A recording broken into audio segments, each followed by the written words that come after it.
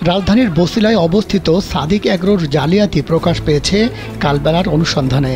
তাতে বেরিয়ে এসেছে গরু মাফিয়া ইমরানের নানা অপকর্মের চাঞ্চল্যকর তথ্য।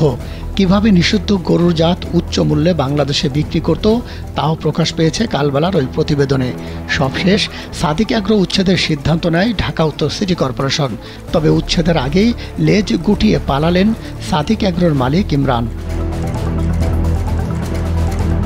কুরবানি ঈদের আগে এক ছাগল 12 লাখ টাকা বিক্রি করে ব্যাপক হইচই ফেলে দেয় সাদিক অ্যাগ্রো।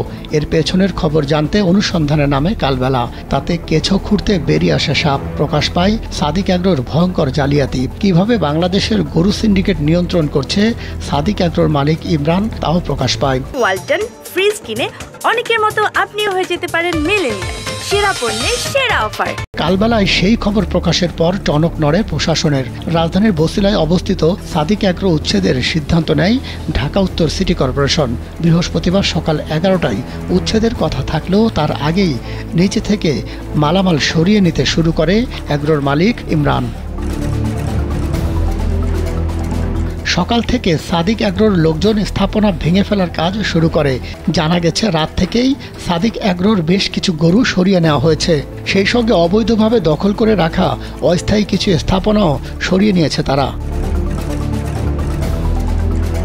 এর আগে উচ্ছেদ অভিযানের জন্য বুধবার 3 প্লাটুন পুরুষ পুলিশ সোর্স ও 1 প্লাটুন নারী পুলিশ সোর্স চেয়ে ডিএনসিসির সম্পত্তি বিভাগ থেকে ঢাকা মহানগর পুলিশ কমিশনারকে একটি চিঠি দেয়।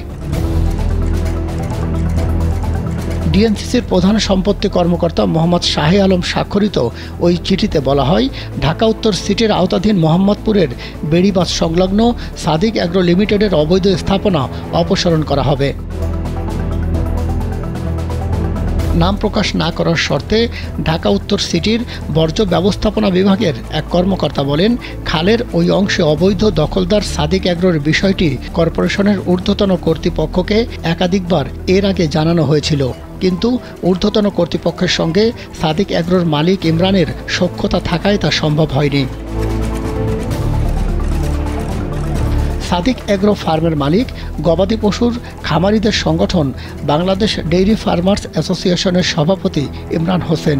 ঈদুল আজহার আগে সাদিক অ্যাগ্রো 12 লাখ টাকার ছাগল বিক্রির ভিডিও প্রকাশের পর থেকে একের পর এক তথ্য আসতে থাকে বিভিন্ন গণমাধ্যমে। এরপরে আবিষ্কার হয় রাজস্ব কর্মকর্তা মতিউর রহমানের সম্পদের পাহাড়। মাহমুদ সোহেল, কালবেলা।